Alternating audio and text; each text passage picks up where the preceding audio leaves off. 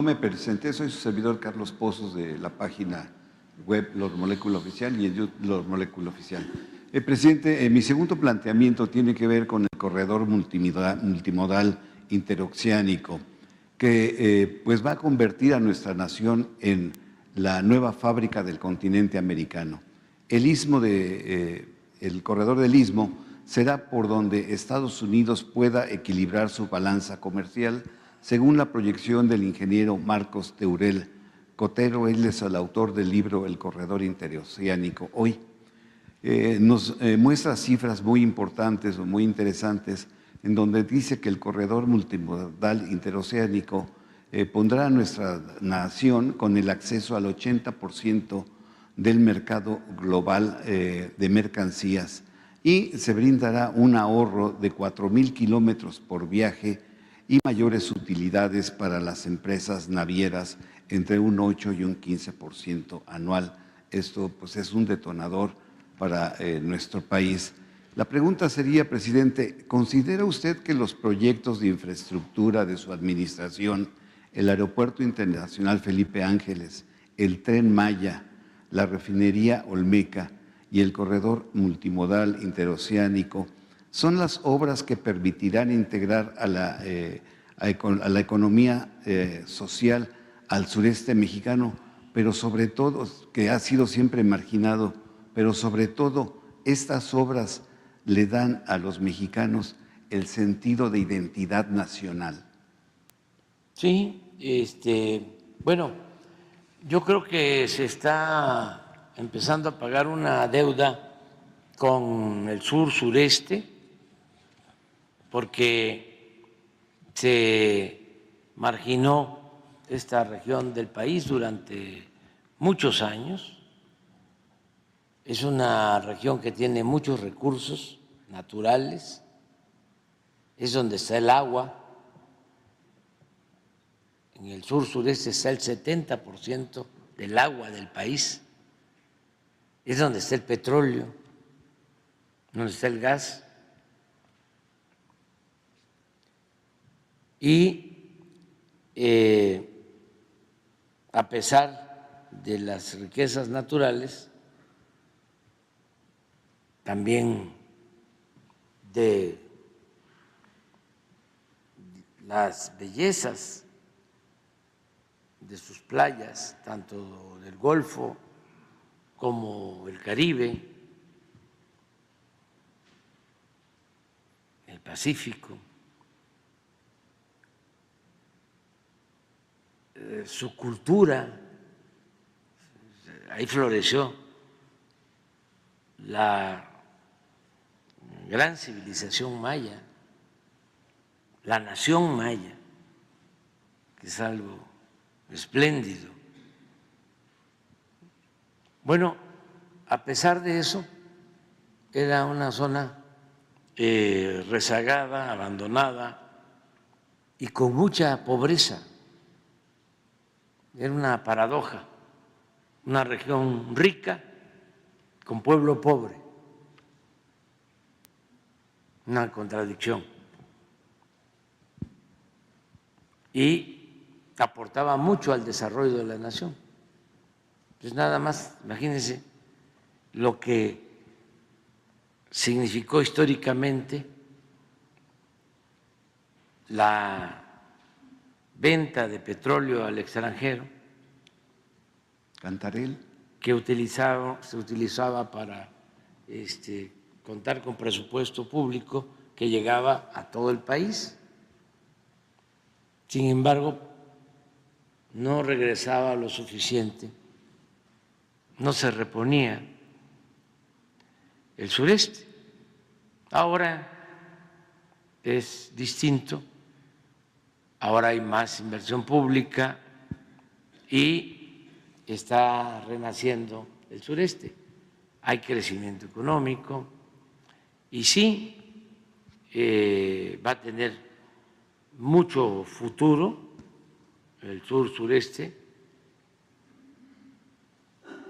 Es cosa nada más de pensar que durante 30 años o más, desde los años 70, que empezó el desarrollo de Cancún, allá en esa punta de la península, empezó el crecimiento económico. Tasas de crecimiento del 10, del 12% anual.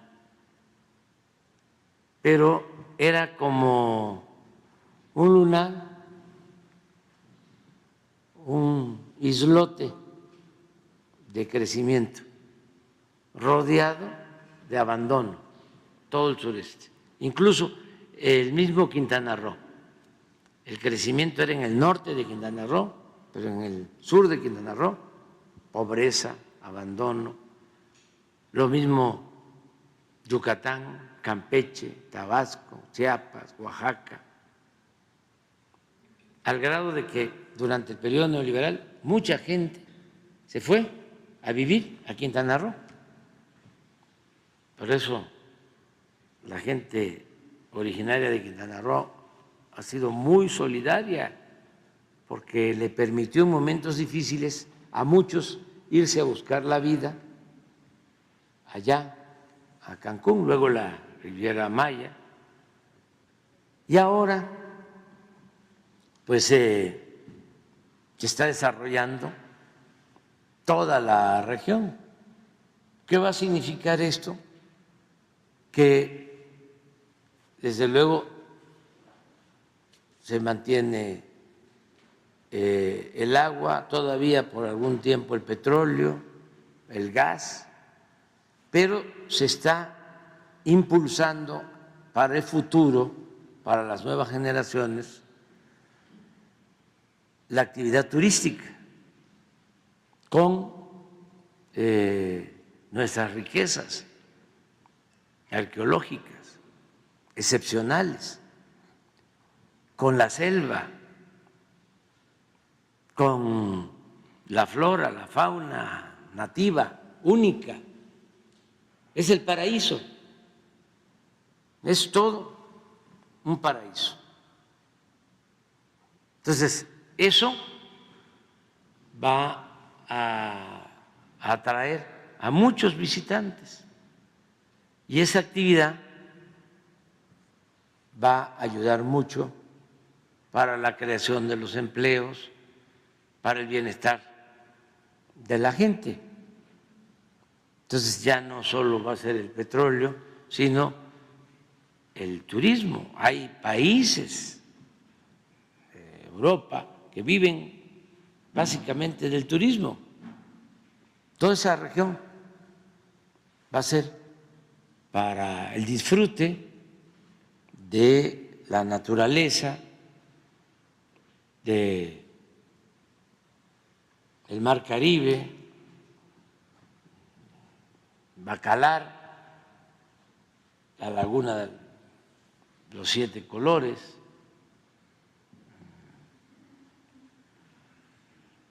bueno, tantos lugares bellísimos, Xel-Há, Calakmul, la ciudad de Campeche, es una de las ciudades más bellas de México, ciudad amurallada, Mérida, Chichén Itzá, Palenque,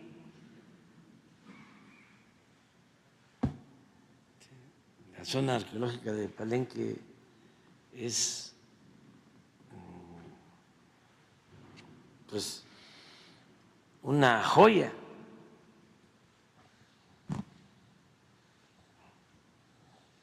Antes de irse a Cuba con Fidel Castro en el Granma, el Che Guevara hizo un viaje a la península y a Palenque, y estuvo en Palenque y escribió un poema. Ahí se los dejo de tarea, que lo busquen, sobre Palenque, pero le llamaba el joyal de América. Entonces, todo eso lo tenemos. Bueno, con toda esta infraestructura que se está impulsando, pues se les va a garantizar a mucha gente el que pueda tener oportunidades de trabajo, de bienestar, y luego, en efecto, el Istmo, que cuando Porfirio Díaz construyó el ferrocarril del Istmo y los puertos de Coatzacoalcos y de Salina Cruz para unir los dos océanos, al mismo tiempo que se estaba construyendo el Canal de Panamá, pues se terminó incluso el tren del Istmo y los puertos antes de que atravesara el primer barco por el Canal de Panamá. Sin embargo, pues en ese entonces Asia no tenía el desarrollo de ahora y bastaba con el Canal de Panamá. Y por eso no tuvo el éxito deseado el desarrollo del Istmo, la construcción de los puertos, el ferrocarril. Pero ahora son otras circunstancias. El Pacífico ha crecido muchísimo, Asia. Durante siglos el puerto del Atlántico, del Golfo más importante fue Veracruz, siempre. Y ahora resulta que tiene más movimiento de contenedores, de mercancías, Manzanillo, en el Pacífico, que Veracruz. De modo que el proyecto del Istmo, además han tenido algunas dificultades nuestros hermanos panameños, que les deseamos que les vaya muy bien, porque les ha costado mucho recuperar la soberanía del canal y la soberanía de Panamá, porque imagínense ustedes que se creó el nuevo país, Panamá, por el canal, porque era de interés, sobre todo para los estadounidenses, el canal. Panamá pertenecía a Colombia, se promueve la independencia, pero toda la franja del canal queda dependiendo de Estados Unidos. Es hasta que llega el general Torrijos y el expresidente Carter que se logra un acuerdo para devolverle a Panamá su soberanía en toda la franja del canal. Y ahora son los panameños los que de manera libre, soberana, manejan el canal. Y eso les permite ingresos. Es el principal ingreso de Panamá, lo que obtienen por el paso de las embarcaciones. Sin embargo, por la falta de agua, el cambio climático, todo esto que está pasando, han tenido algunas dificultades que esperemos que se resuelvan. Desde que vino aquí el Barón de Humboldt, ese científico alemán, decidió que eran 3 los mejores pasos. Era Panamá, para unir los dos océanos, Panamá, Nicaragua y el Istmo. Además que se decidió por hacer el canal en Panamá. Incluso hubieron investigaciones. Esto viene desde el inicio de la llegada de los españoles. Carlos V le pidió a Cortés que investigara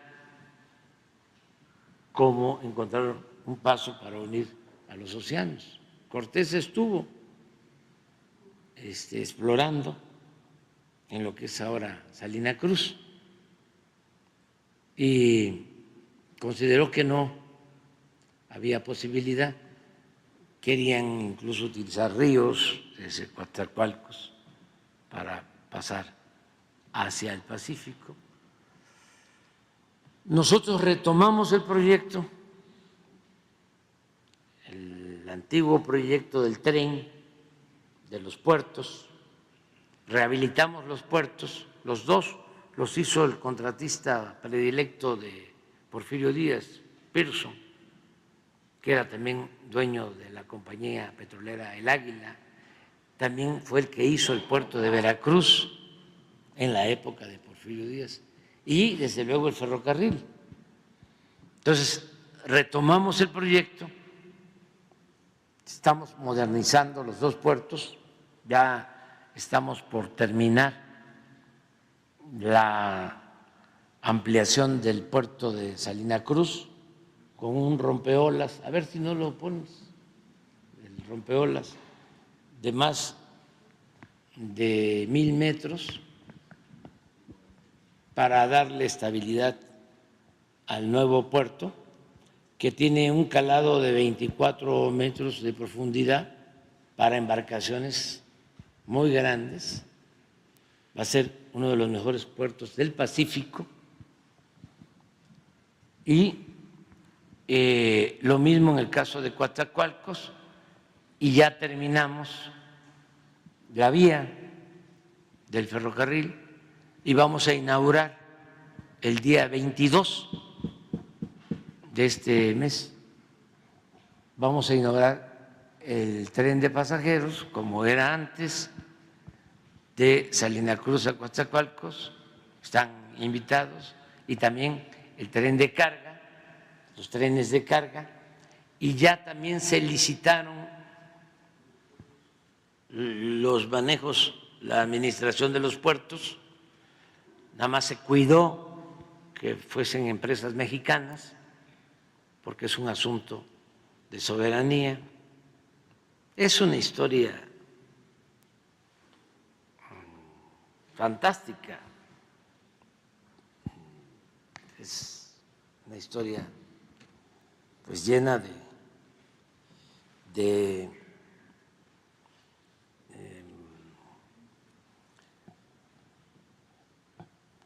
situaciones excepcionales. Cuando la guerra de reforma, los liberales ya habían llegado a un acuerdo con el gobierno de Estados Unidos, algo parecido a lo de Panamá, con el Tratado McLean-Ocampo, para dar en concesión todo el corredor a cambio de una renta, porque no había dinero para enfrentar el embate de los conservadores y de los extranjeros. Afortunadamente, porque este país está bendito, no lo aprobó el Tratado McLean-Ocampo, el Senado estadounidense, y nos liberamos de eso. De todas formas, tenemos que cuidar la soberanía, y es una franja que tiene que ver con nuestra seguridad nacional. Entonces, por eso no puede ser un enclave extranjero, y se puso como condición en las licitaciones que fuesen empresas mexicanas las que manejen los dos puertos, el ferrocarril, desde luego, también público, y los polos de desarrollo solo en algunos casos, en uno de los 6 que están ya comprometidos, uno es para una empresa de Dinamarca, danesa, que va a producir energías verdes, hidrógeno verde. Es un fondo de Dinamarca, van a invertir alrededor de 10,000 millones de dólares en un polo de desarrollo. Pero miren, este es Salina Cruz, a ver si vemos esto es lo que se está modernizando. Este es el antiguo puerto, es a la derecha.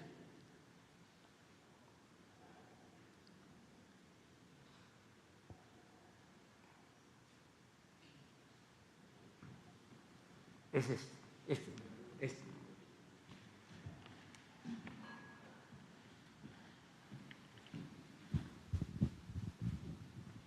Este rompeolas, que aquí está todavía en la etapa inicial, pero ya llegó a el otro muelle y esto permite que las grandes embarcaciones lleguen aquí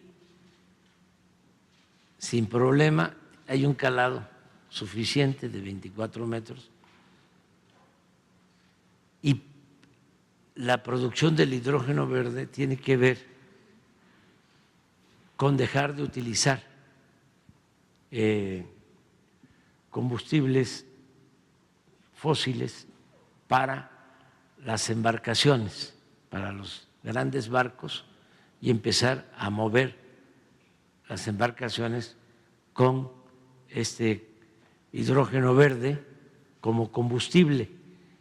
Y va a haber una parte aquí que va a ser como una terminal para la carga de ese combustible a barcos. Ese es el proyecto hacia adelante, porque se debe saber que contaminan mucho los barcos en combustible, y esto es lo que se va a evitar. Entonces, lo de este proyecto es muy importante y en los 300 kilómetros, imagínense, 300 kilómetros que unen 2 océanos. No hay otra parte en el mundo. Estamos hablando de unir los 2 océanos más grandes. Solo el Pacífico, pues es la tercera parte de la Tierra. Entonces, a ver si pones el mapa de México. Entonces, tenemos una franja que nos permite esto. Al llegar las embarcaciones aquí con contenedores, está el tren de carga y en 6-8 horas están en Coatzacoalcos y de ahí a la costa este de Estados Unidos. Toda Asia y la costa este de Estados Unidos. Nuestra relación económica comercial con Estados Unidos la tenemos hacia el norte, toda la costa este. A ver, baja un poco. No, baja para ver, a ver si alcanzamos a ver. Ah, sí. Sí, esto. Todo esto. Es aquí, que es la parte más angosta de nuestro territorio, son 300 kilómetros. Entonces, esto es lo que vamos a inaugurar el 22. Y no solo es esto, porque de aquí sigue la línea, estamos rehabilitando esta línea hasta Palenque y luego aquí viene ya el Maya, da la vuelta, aquí, y es esto y luego hasta Guatemala. Son 3,000 kilómetros de vías férreas con el puerto Chiapas, Salina Cruz, Coatzacoalcos, hasta acá, Progreso, y Ceiba Playa, Campeche. Es toda una infraestructura para esto, porque toda la relación la tenemos acá. Y esto está virgen en comercio. Eso lo sabe bien Francisco. Para futuro. Eso es. Entonces, México es un país con muchas ventajas comparativas. Si cuidamos nuestros recursos naturales, si hay planeación, si cuidamos el agua, si el desarrollo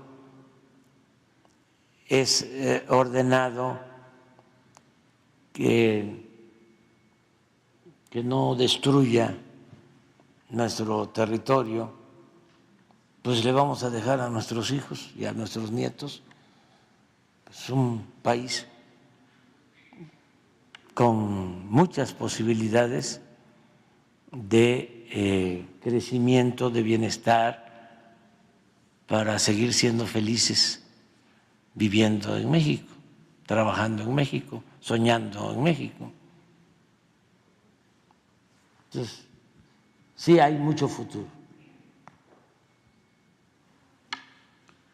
Aquí está Panamá.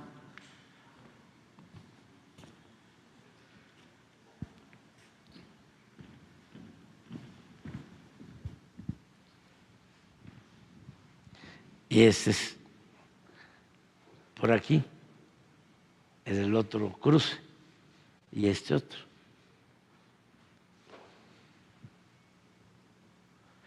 De países de Asia, ya el tiempo